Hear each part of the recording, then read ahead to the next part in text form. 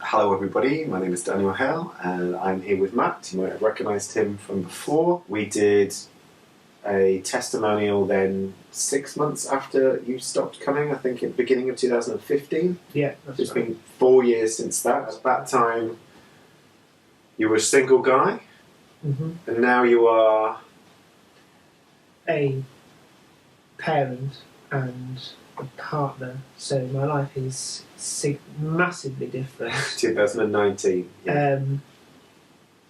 I was on my own. It was a very different set of circumstances that were my problems back then.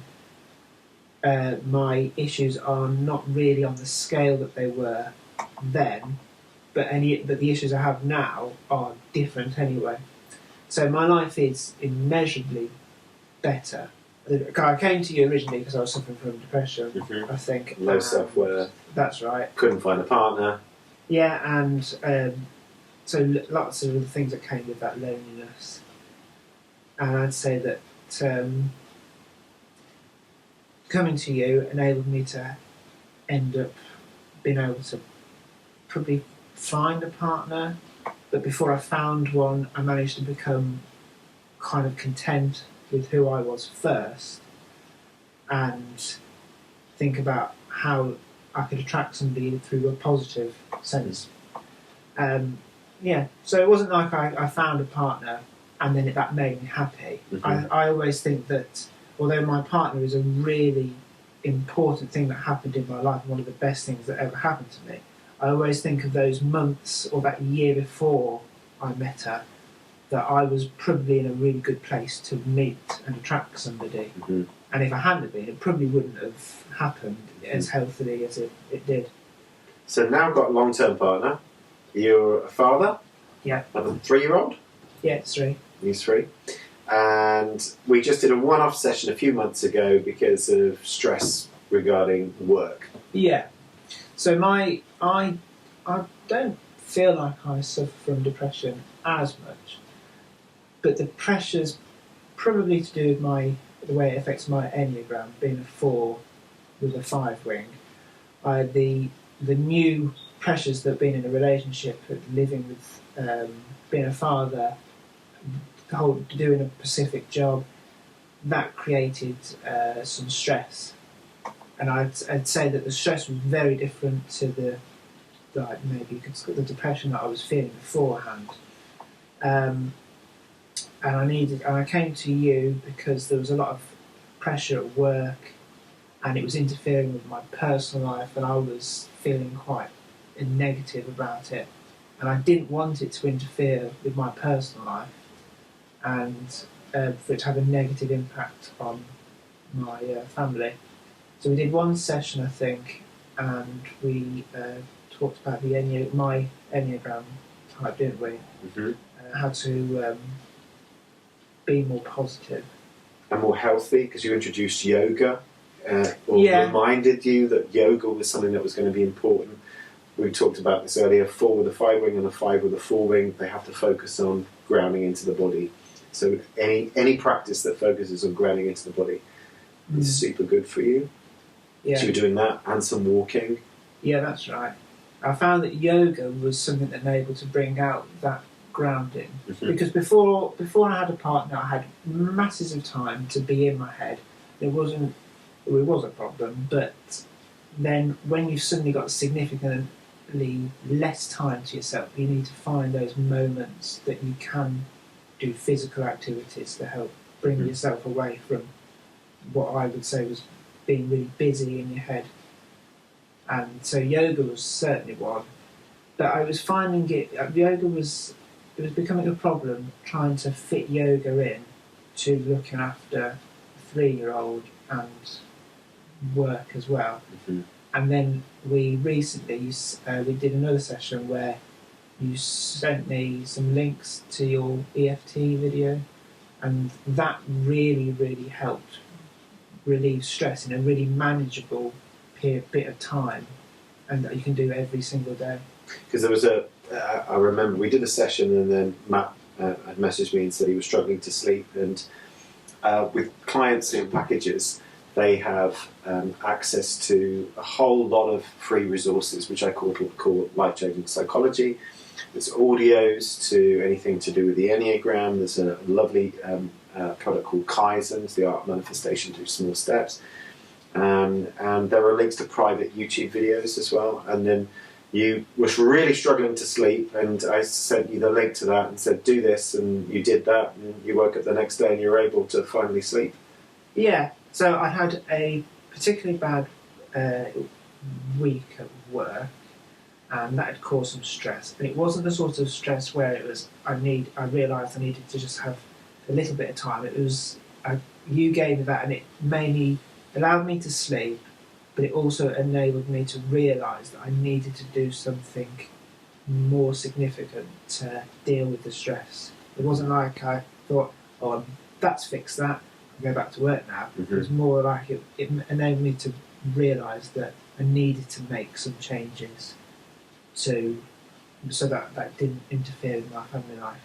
And the EFT was the beginning of making me realise that I needed to make those changes. Mm-hmm. EFT is the tapping technique called emotional freedom techniques. A lot of people are aware of that. It's also called TFT or thought field therapy. It's a slightly different form, but effectively you're tapping on acupuncture points, and whilst you do that, whilst you're thinking of stressful things, the stress lowers. Yeah. The other, go on. I use it as a reminder as well, even because I know that when I used it from the video, you have to rate how stressed you feel at that period in time, and then you rate yourself again, and hopefully it's come down. Mm-hmm. But I still try to use it as a reminder to kind of ground myself and center myself, even if I'm not really feeling stressed at that time. It's just to try and make sure that these things, that I don't start neglecting myself. But a practice in itself, yeah, to help steady your mind, ground yourself, and yeah, open your heart. I think we went through the Enneagram earlier, and I was saying the Enneagram is something that we've discussed before, and you can go and have a search more videos on that. But basically, it's 9 personality types, and when I'm working with clients, very often, and I'd say almost always, with clients in the package, we're going into the Enneagram, because once you can find your Enneagram type, you can work at mastering much more of your psychology. This is really, it's making light of your inner shadow, your darkness, your, what I call your wanting to get to be mind. The mind that refuses to be still, it's always wanting something more. It's your inner neurosis that you work with throughout your life, and the long, short and tall of it is your liberation is in your opposite tendency. So that we have to go inwards for what it is that we feel that we're lacking. And once we find that and we can begin to work at developing that, we can have more peace and more emotional stability. It's basically, that's the half of what I do, which is called mastering psychology. The other part of what I do is called mastering emotional well-being, and I use everything from NLP, hypnosis, tapping, EFT, to a technique called havening, to a technique called EMIT, eye movement integration therapy, and a whole load more things. And they will bring the emotional distress that we feel on a daily basis down. Some people who come and see me are running huge amounts of stress, 10s, 9s and 8s. In fact, when you came for that time, it was to do, we don't want to go into too much detail, but it's to do with work. I'd say the first time I came was the beginning of that stress coming in to my life, and the most recent session was it had accumulated into that was the most stress. Mm-hmm. And now, fortunately, that stress has for the moment ended, but it proved to me that I did need to make changes, and the EFT helped me. I coach people to coach themselves. Mm-hmm. So could you elaborate slightly on that? The different, because you did see an ordinary counsellor at one point years ago, so you have got that experience. Yeah. So there were lots of counsellors out there that work for lots of different people, and they do really positive things. Before I saw you, I think I was on the NHS, and I was seeing a counsellor, really lovely. I've seen lots of different counsellors at different periods throughout my time, especially when I was at university. but I found that it was really going round in circles. And like I said, it works for lots of people, but for me it was just talking about my problems, and they were relying on that I would realise why I was feeling like that, and then the realisation would be all I need to break free of what my issue was at the time. And I'd go home and it wouldn't change anything really. And then when I came to you, I remember my friend saying, he doesn't just talk about it, he teaches you these little things to help it change. And I was like quite intrigued as to what they were. And so we talk about it, and the Enneagram was about realising what my issues were, but it was like a much bigger light bulb moment coming on, and it made me realise that I was different to everybody else. Therefore, I didn't have to compare myself to everybody else, and I could treat myself. I could be different, and then you would basically, your job was to get yourself out of a job really, because you were trying to teach me to go away and be able to do these things myself and not be reliant on coming to you. Yeah. So you really were trying to get me to not come to you. Yes. In a way. Yeah. And that was massively different to other counsellors before, because it was all about cognitive therapy, and hopefully that would therefore, you would have the realisation and that would be all you'd need. Yeah. But it's not all you need. So it was CBT, you did cognitive behavioural therapy. That's what I did a lot of. Yeah, which is the standard practice on the NHS. Right, okay. But the Enneagram offered a lot more with that, and realising that I was a 4 and I was a 5, I realised there were particular areas. I don't know what it was, but there was something about the Enneagram that was like a revelation as to why I was feeling like this, and why everybody else didn't feel the way I did. They felt the way they felt because they were their own Enneagram. Yeah. And then afterwards, you were like, well, that's not it. You now there are these different things we can do to help you coach yourself after you've left me to get yourself better. But there's also the realisation that you're going to have to keep doing these things to keep yourself healthy and calm. And I think this is the one thing people make a mistake in with the Enneagram, is that they just type themselves and that's it. Right, yeah. And the fact that you can use it as a lifelong tool for, there's a book called A Book of Awakening here, but it's the spirituality would call about waking up, and that's waking up to your true nature. There's another book on here called The Texture of Being.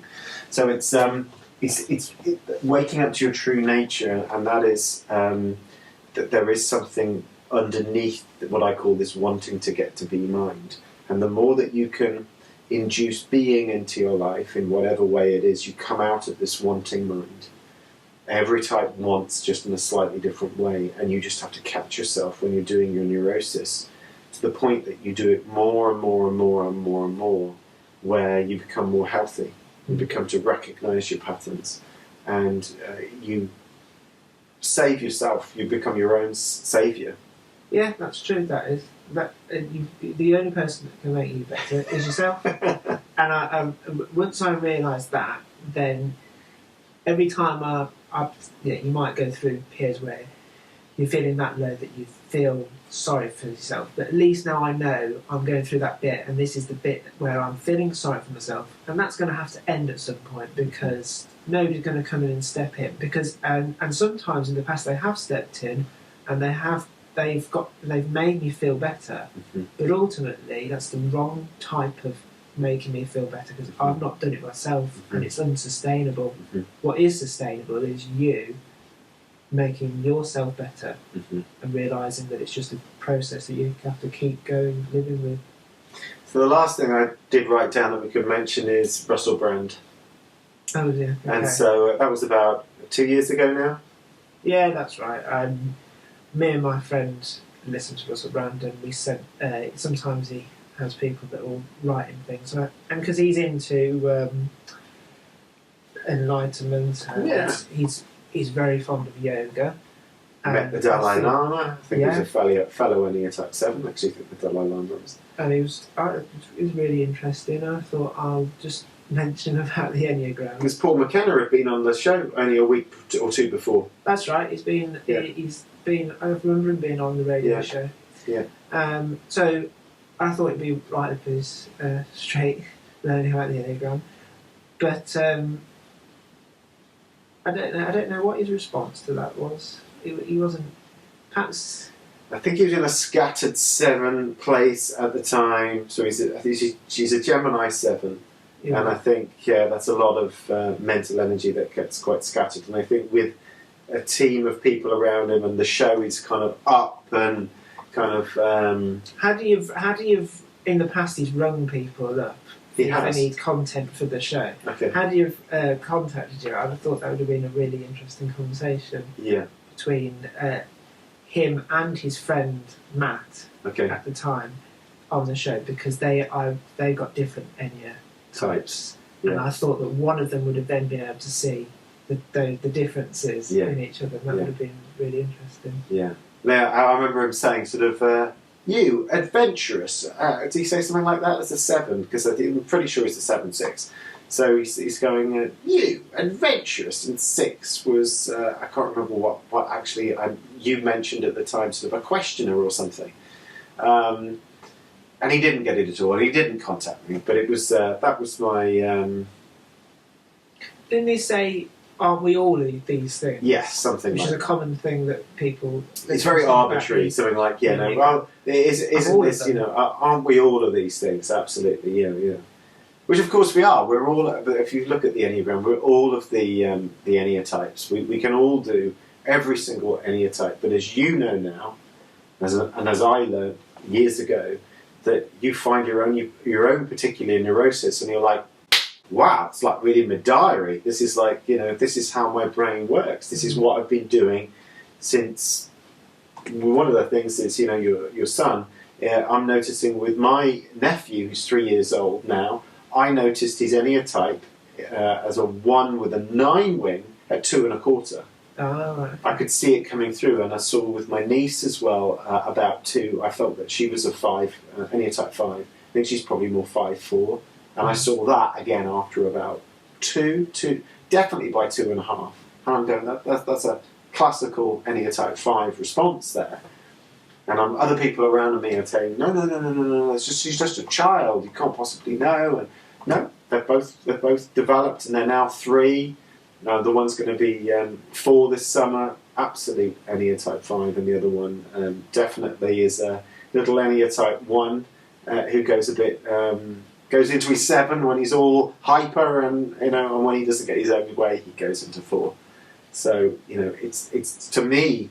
It's not about nurture that creates your Ennea type. I feel it's the you're born with it. Nature. It's your that is your nature, and the lack of nurturing, the more unhealthy, the more dysfunctional your childhood is going to make you more unhealthy within your Ennea type. Yeah. But that's something that you have to take 100% responsibility for. In order to heal your past, and to you heal your past using what I call sort of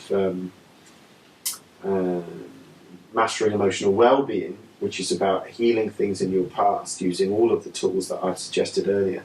And the other part is 50% of mastering your psychology, understanding that your brain is doing these things, and that it's unhealthy by doing it, or to such an extent that it compromises your life. We all need every single Ennea type, because otherwise humanity would not exist as it is.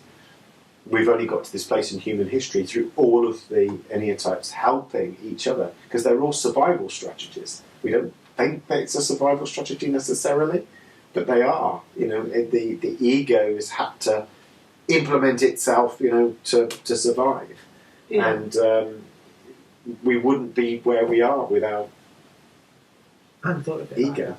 Yeah, you might not think so much as a 4 that it's a survival strategy as a 4, but it definitely is as a 6. It definitely would be as an 8. You'd say regarding a 4, if you can't put your stamp on this world, then you could argue that you're a nobody, and you want to create,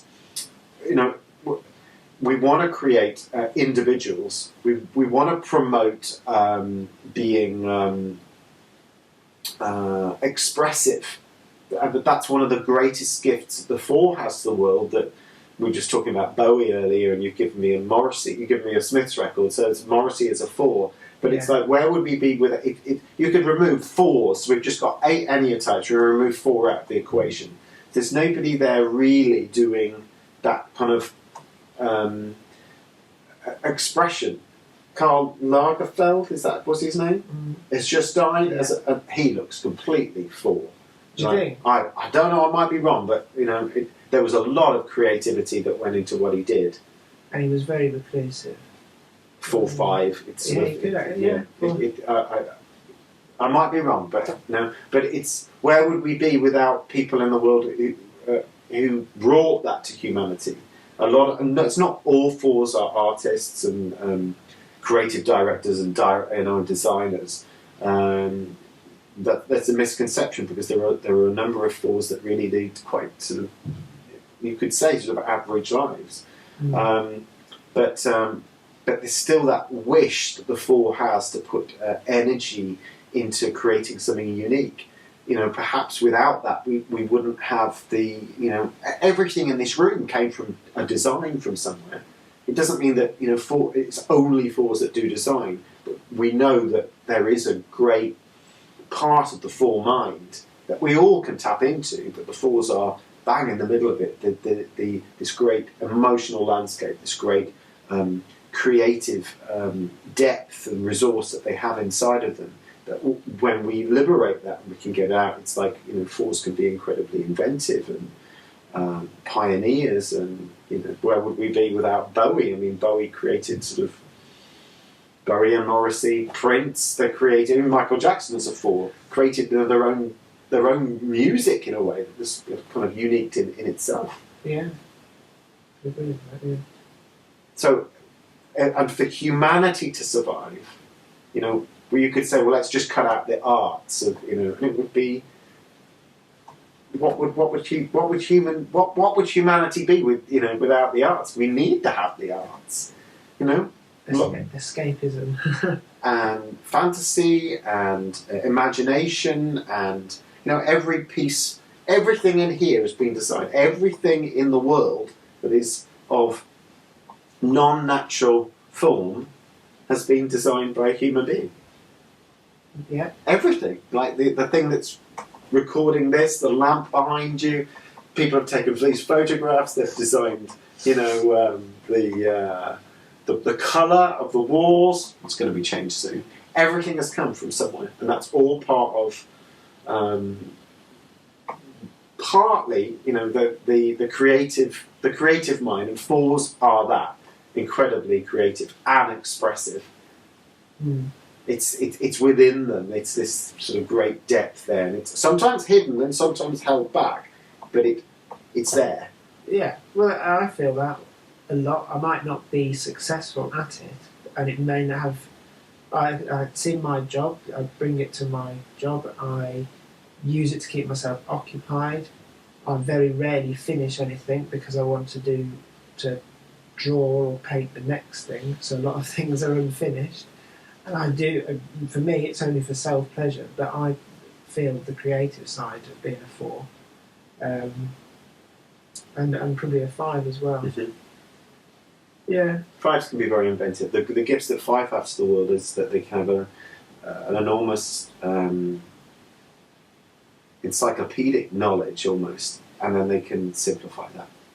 That's the great gift, where they can make it very sort of digestible, their information. Right, okay. So part of my work is I deal with computing and IT, and there are lots of occasions where I have to simplify that to people who need to learn about those things in a non-complicated way. Mm-hmm. So I hadn't thought about that until you just said that. Yeah. So that's something I do a lot of. And that's a gift. That's a gift that 5s have. Yeah. If you can become more healthy and do it, think what Einstein did as a 5. just his simple equations and just some of these quotes, are still known to this day. It's just extraordinarily bright, but you can be so bright, you can be off into, I think Nicholas Tesla also, I would have said, was a 5, but you can be so bright and so deep into your thinking that you don't actually then share it with the world. Yeah. You don't do that.